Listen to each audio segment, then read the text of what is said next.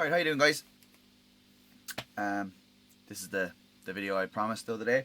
So I got lots of suggestions, and thanks for those. I'll try and get to, or at least tackle some of those topics and suggestions down the line.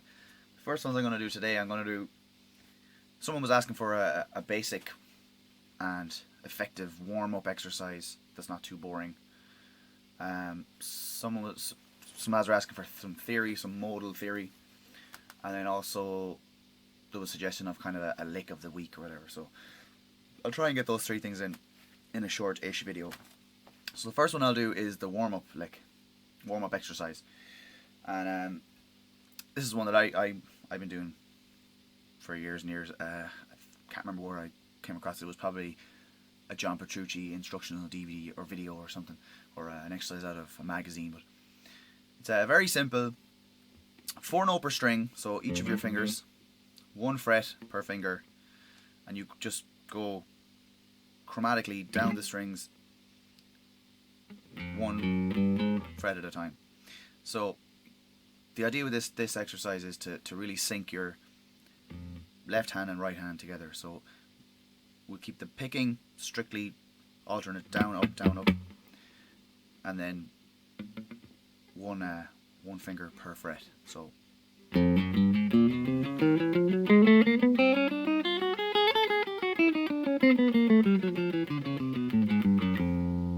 okay, so that's the basic idea. Take it nice and slow. Make sure that every pick is clean, every note is clean, and that you give each note the same duration as the one before and one after, and that none of that your picking is even, and there's no notes louder than anything else. So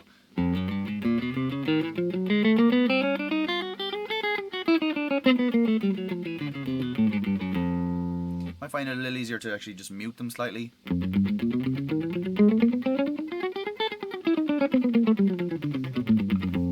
Just keep it clean.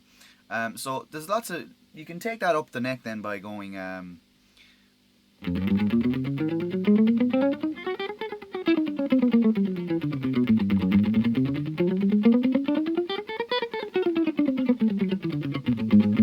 so on.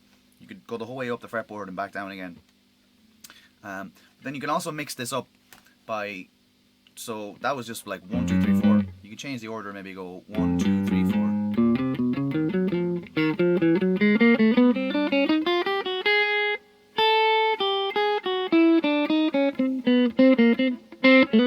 So I got confused.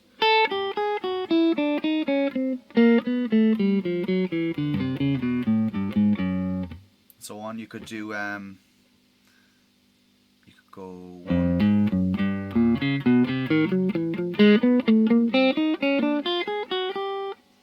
And you could do.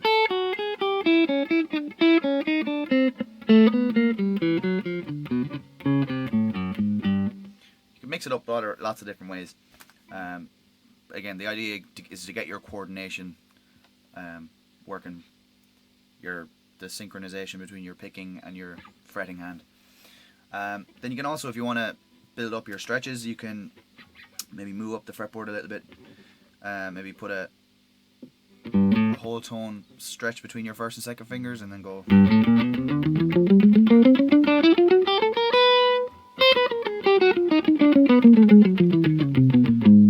Okay. Then you could do a whole tone between your first and second, a semitone between your second and third, and a whole tone between your third and fourth.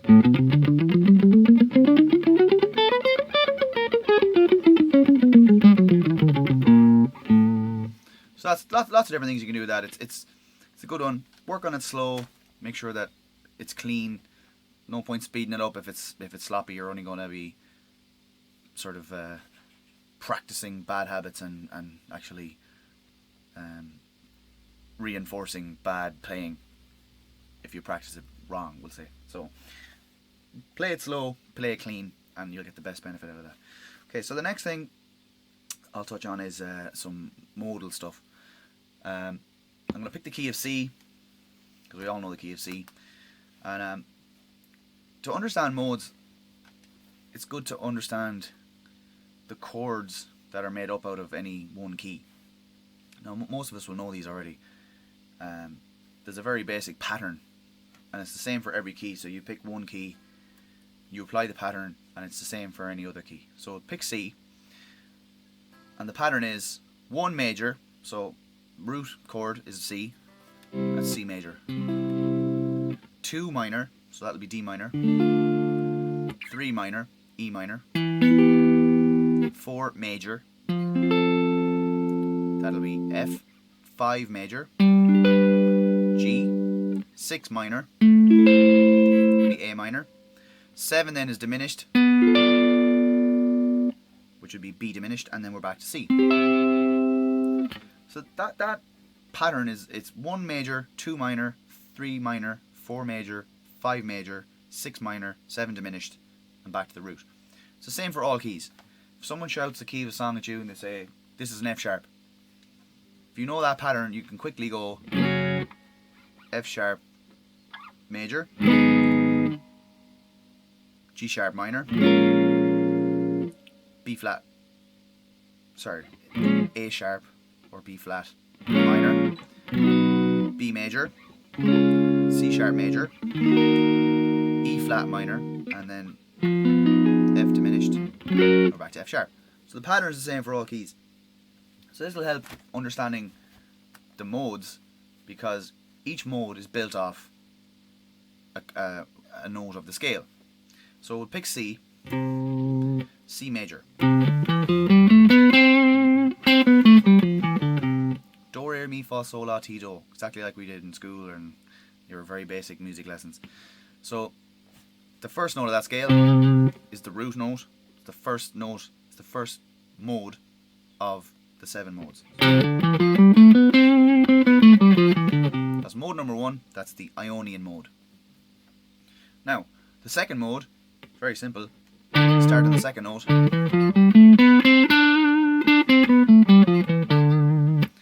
So that's D, it's a D minor scale, it's the second mode, and it's the Dorian mode. So there's no different notes in there, you're not playing any other notes. They're still all from C major. You're just starting on a different degree of the scale, and they continue on this way. So that was the second one. The third one, that will be E Phrygian. Again, all the same notes are from the C major scale.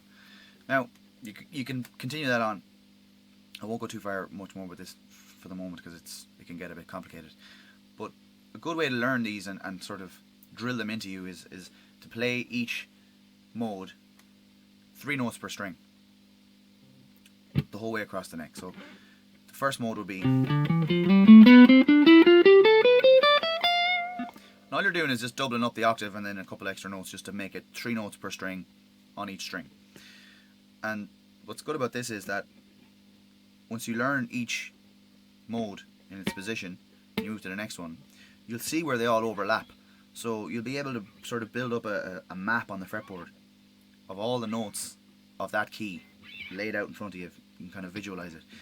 So if that was the Ionian mode, the first mode. The second mode would be, third one, which is Phrygian. The fourth mode, which is Lydian. Okay. Fifth mode will be Mixolydian.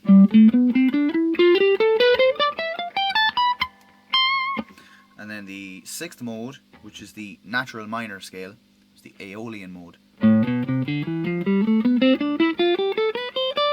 Okay, so if you were to think of it, each scale has a chord.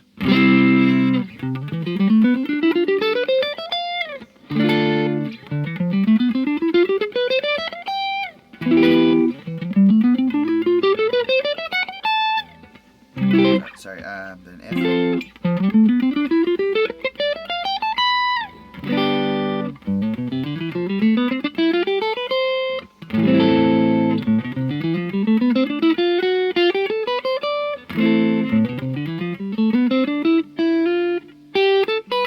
Sorry, then B diminished.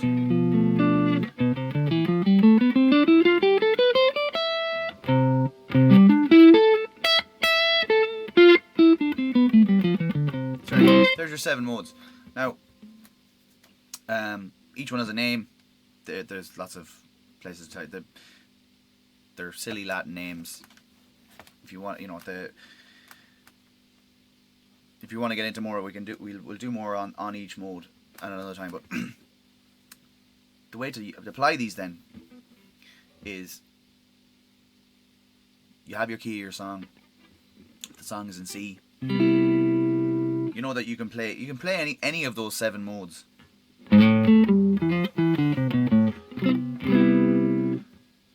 Over that C major chord, that all the notes will fit because they're all from the C major scale. But where it gets interesting then is if you have, so I'm going to use this as an example. Another brick in the wall, which everyone knows is D minor. Now, most people would play D minor pentatonics over that.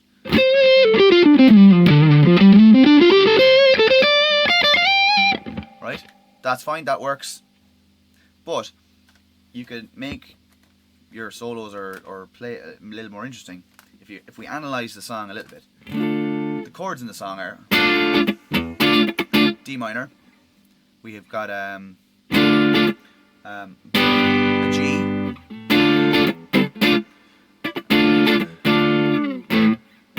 an F, a C, and back to D minor.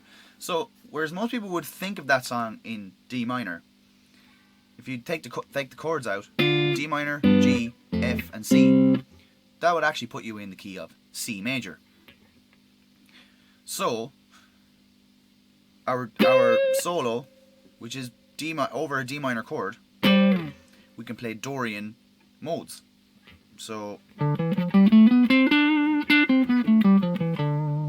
or another way to look at it is over the D minor chord, we can play any of the notes of the C major scale. So that will open up your options of what you can play a little bit. So I'll just play the backer track and you can I'll play pentatonics, and then I'll add in the notes of the C major scale, which will be the Dorian notes, or the Dorian mode.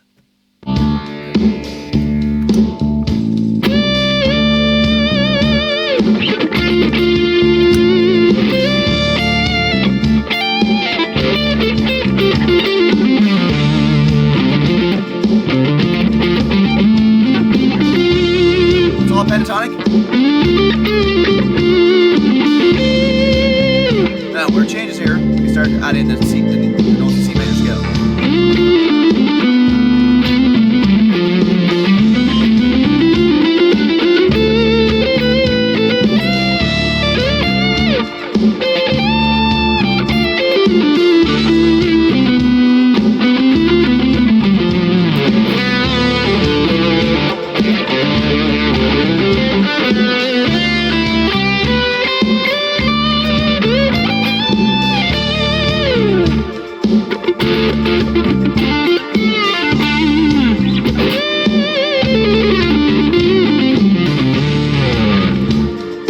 So you can see that you can take your standard pentatonic licks, but then when you start to add in some of those notes from the, like that note there,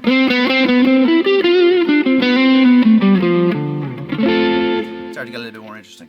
So there's one example of using modes over a song to expand what you can play and make what you're playing a little more interesting. So we'll get into modes a bit more again on a later date and actually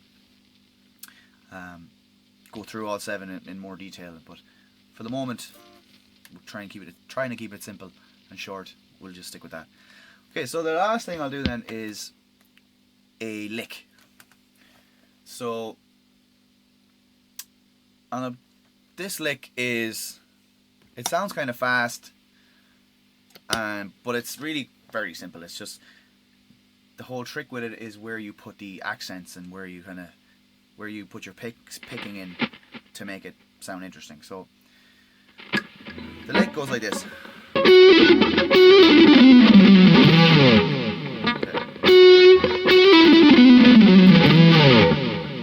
Okay, so play that slowly.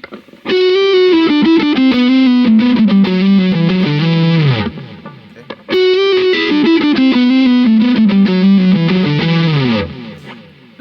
doesn't sound like much slow, but when you speed it up and you put the accents in the right place. So you get those picks in, it becomes a bit more interesting. Now you can play it in different positions.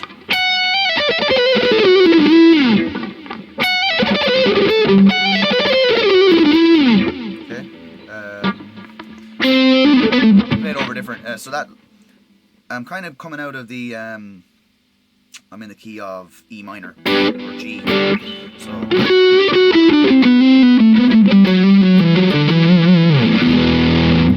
we're in and on an E note, so it's going to put us in E.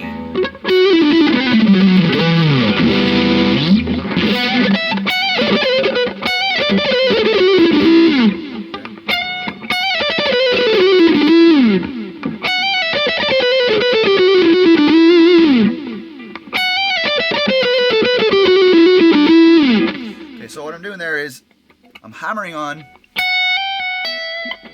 from the 14th fret there. So that's the first little bit. Hammer on to the 15th. Hammer on to the 15th. Pull off to the 12th.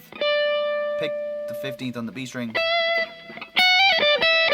Okay, so that's the first bit. Then we pick down. So then we pick down 3 notes, 15, 14 to 12. Then we kind of repeat the same pattern. So, okay, so that's hammer on from 12 to 13. Pick down 14, 12. Then again, same kind of thing. Hammer on from 11 to 12. Then, so.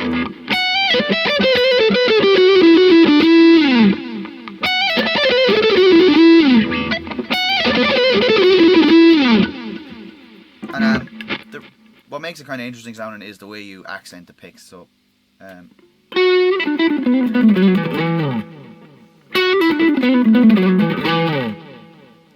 kind of a fast picks in between the hammered on part. So now you can apply that to different scale positions. You could go whatever. Let me see, pick a scale. So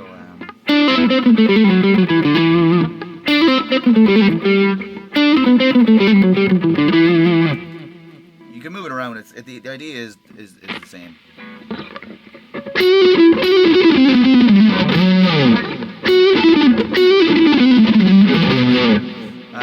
Something similar is you can kind of break it or make a cycling lick that goes.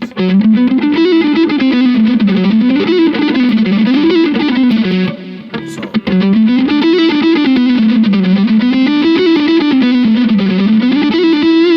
you kind of go.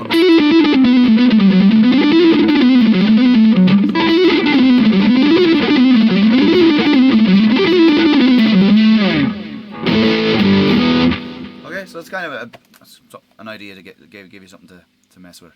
Okay, so there you go. Hope you enjoyed that. Catch you again soon.